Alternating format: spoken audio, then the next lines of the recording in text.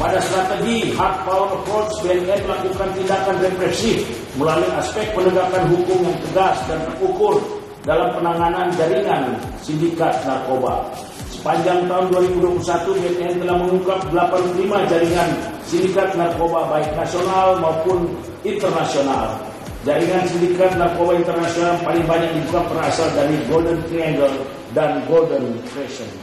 Dari jaringan yang diungkap, BNN mengungkap 760 kasus tindak pidana narkoba dan mengamankan 1.109 orang tersangka.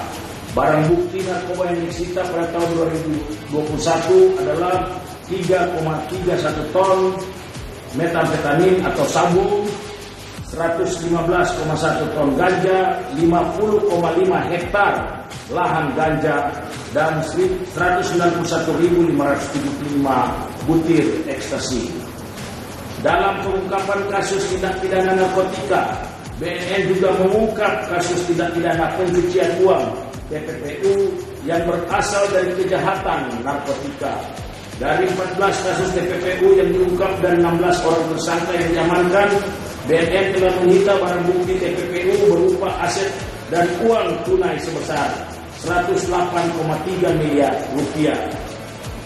Strategi hard power juga dilakukan BNN dengan melakukan joint operation sebagai bentuk sinergitas dalam pemberantasan narkoba dengan seluruh kementerian dan lembaga institusi terkait yang telah dilakukan sebanyak 199 kali. Operasi BNN RI di akhir tahun dari jaringan Golden Triangle dan juga jaringan nasional dari Madura dan Jakarta seperti ada yang di depan kita telah mengungkap jaringan tindak narkoba dengan barang bukti 163,8 kg sabu. Ini kita bersama untuk mewujudkan Indonesia bersinar, bersih narkoba. War on drugs. Itu bentuk dukungan dari Pak Iksan dan kawan-kawan.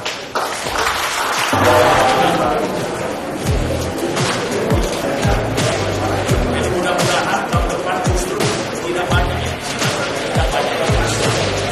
itu dan banyak yang ini apakah dia akan dilakukan criminal justice system proses atau dia hanya akan direhabilitasi.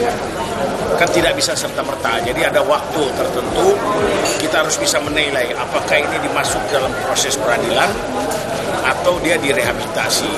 Nah, selama ini hanya keputusan bersama, namun diharapkan dengan ada undang-undang menjadi payung yang kuat untuk kita lakukan. Kenapa?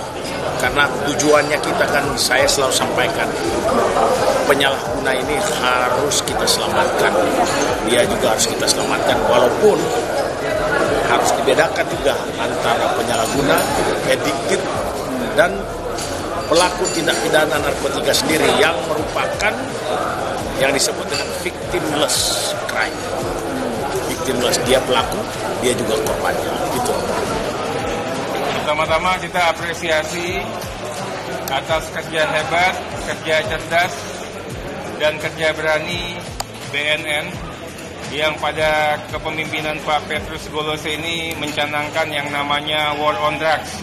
Itu tidak hanya dalam kata-kata, tapi diejawantahkan dalam segala perbuatan dan giat-giat, baik pencegahan maupun pemberantasan dalam konteks P4GN yang dilakukan oleh teman-teman di BNN. Yang kedua, kita apresiasi betul terkait dengan press release akhir tahun terkait dengan kinerja BNN RI tahun 2021. Ini memperlihatkan sebagai wujud pertanggungjawaban kerja-kerja hebat Badan Narkotika Nasional di mata publik. Juga memperlihatkan bagaimana wujud kerjasama, kolaborasi, koordinasi, gotong royong, satu padu untuk perang terhadap narkoba. BNN kali ini tidak hanya menjual dirinya sendiri, tapi bersama-sama dengan semua stakeholder. Ada teman-teman dari Polri hadir, ada teman-teman dari Kumham, teman-teman dari Bakamla, teman-teman dari berbagai kementerian dan lembaga. Ini memperlihatkan bagaimana kepemimpinan Pak Petrus mampu menjadikan BNN sebagai leading sector, sebagai koordinator atas kerja-kerja P4GN-nya.